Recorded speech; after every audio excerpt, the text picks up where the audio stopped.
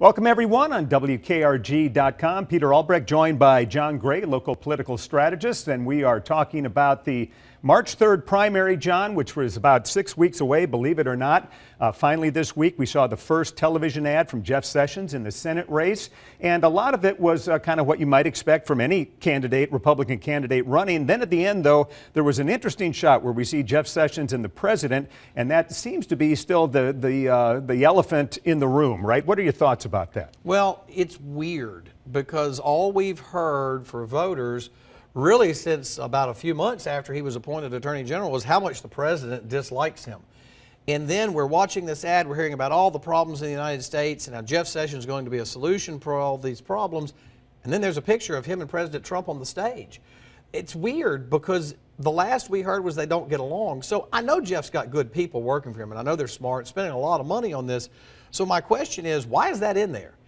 When you build a political ad, every scene, every B-roll, every clip has a reason, a strategic reason to be in there. You've got essentially 29.9 seconds to fill. And so every piece you put in has a reason. I'm scratching my head wondering, what's the reason for that? Is there more to come?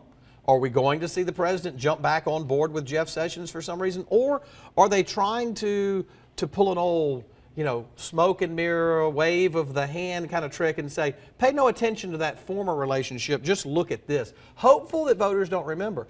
I think that the awareness of that relationship is so high, I think this is causing more questions about it than it is a sleight of hand to make people forget about it. All right, and Tommy Tuberville is certainly stoking that fire. He came out this week and basically is blaming Jeff Sessions for President Trump's impeachment situation. And a lot of people say, well, that's a head scratcher. The Mueller report has nothing to do with Ukraine.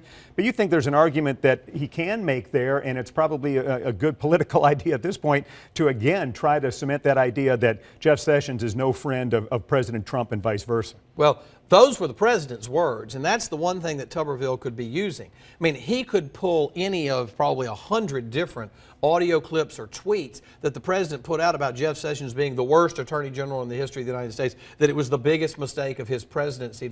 There's a lot of things that come from the president, but what Tuberville has really locked onto is a theme that's gone around in the national radio circuits, which is that were it not for Russia, the Ukraine situation wouldn't have been that big of a deal. And whether you agree or disagree with this, you have to understand where they're coming from in that concept. You see, when Russia came along and the investigation and Mueller said, hey, this really isn't something that can be charged as a crime, but if y'all in Congress want to do something about it, then it's kind of in your court. But by that time, it had gone on for so long, there wasn't the drive and the will in Congress to try to take that back out to the public and do something. And yet, then just literally a few months later comes the Ukraine situation, to which the Democrats said, oh my gosh, he didn't just do it once where he said it might have been a mistake. Now he's doing it again. He has no respect for the law and he charges forward. We've got to do something about this. Now, Republicans would tell you that's all a farce. It's just made up, make-believe. They're just after the president. But what happened is, because of Russia, to the Democrats, they can argue it's not the first time. It's not a mistake. It's a pattern. He's doing it over and over again. So what Tuberville is saying is that because Jeff Sessions, as Attorney General, could have and should have shut down the Russia investigation, it should have never gone forward. It was complete fallacy that there was any coordination there, and that blemished the president and then made Ukraine a problem that has now become an impeachment. That's the argument. And I have to tell you, it's not his argument. But he's tacked on to something that I think Jeff Sessions is very vulnerable to. But Pete, it ties into that bigger question we just talked about, which is, where's Trump in this? Because if the president steps in and says, Jeff made mistakes and he wasn't my best choice, but he's been the most loyal person I've ever met in my life, and he's been like a Boy Scout. And even as badly as I've treated him, that guy's willing to stand up for me every day. If the president comes out and says something like that, the rest of it doesn't matter. Okay, and my theory would be that the president will wait to see who's most likely to win and then hop on that, as he's done in some other races in the past. But let's talk about Bradley Byrne. Bradley Byrne's the guy who's in Tuscaloosa watching the ball game with President Trump. Where is he in this whole Sessions v. Trump deal? Well, Bradley needs to be part of this conversation. He has the best angle to Trump. He's currently serving in Congress.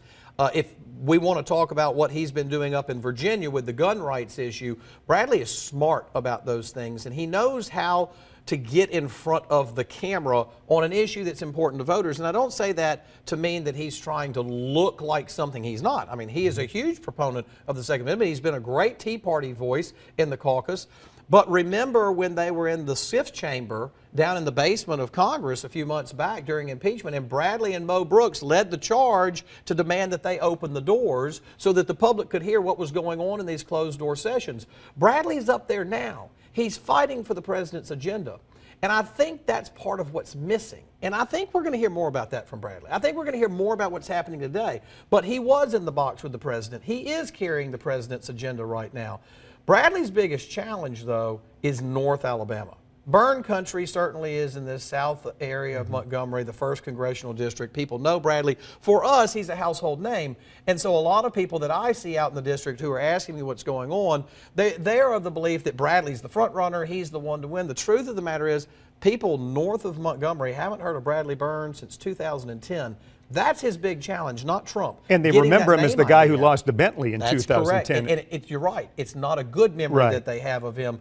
And so Bradley's working hard to turn that around. That's why I think you see the difference. I don't think Bradley's ready to elbow the others out just yet. I think he's working on his name ID through issue identification. And once he gets to a point statewide where he's comfortable, then I think you're going to see him come in 14 to 21 days out and start that elbow contest. But Pete, remember this, that race is going to a runoff. Yeah, we're almost 5 weeks off from the primary, John. I'm kind of shocked we haven't seen, more commercials, that kind of thing. Is part of the strategy here, hey, I got to save money for this runoff from all three of them, and is that why we're kind of seeing not so much right now? Well, the inside joke is who's in first place.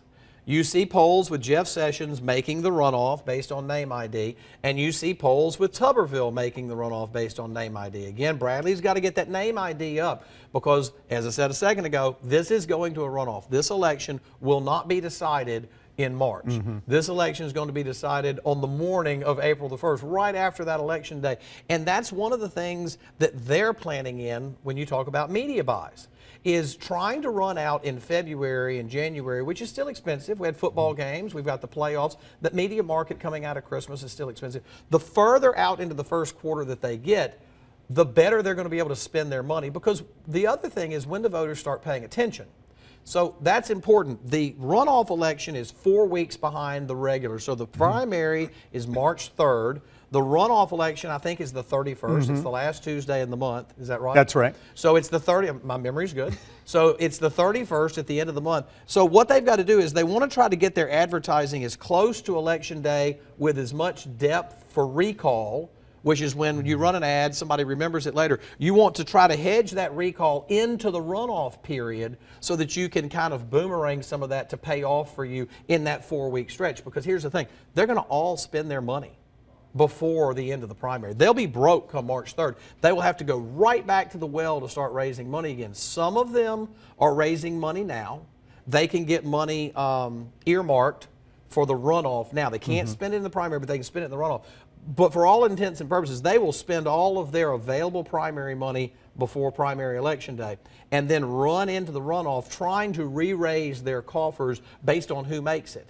So for some people out in the public, they're probably wondering, wow, we've got a U.S. Senate race and we're not seeing any television. We just started seeing signs really go up in the last couple of weeks. But the reason for that is this race is guaranteed to go to a runoff. They're trying to move as much of that pressure into that. And that's a good bit of political analysis for people out there who are watching. It's really deep in the weeds. But I hope there's some people out there who see what I'm talking about and maybe that makes some sense. Well, let me ask you this, too, and kind of our final question here. Do these Republican candidates even have an eye towards November, or they're all in here? They pretty much knowing that if they win the Republican nomination, they can beat Doug Jones no matter what amount of money, and that's a huge amount of money that Doug Jones is raising. Is that kind of the mindset, fair to say?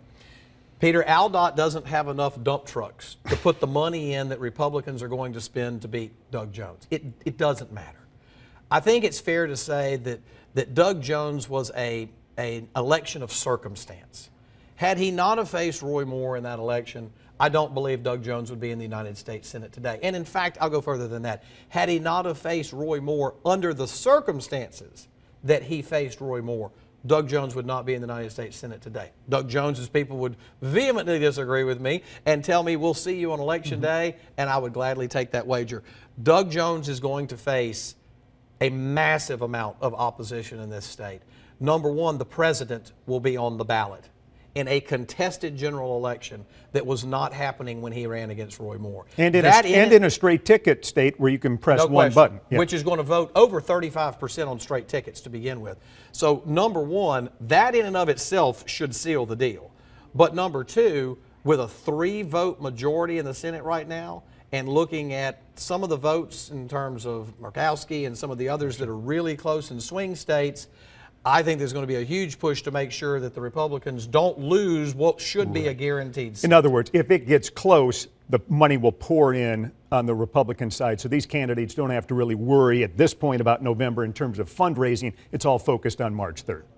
They don't have enough vehicles to bring the cash down. I'm just telling you, Yeah. There will be tens of millions of dollars made available for this race simply because the rest of the country is counting on Alabama and its historical Republican votes to secure the majority in the Senate. They're not going to lose something important but yet easy while they're trying to fight battles in Alaska and in other areas. That's not going to happen.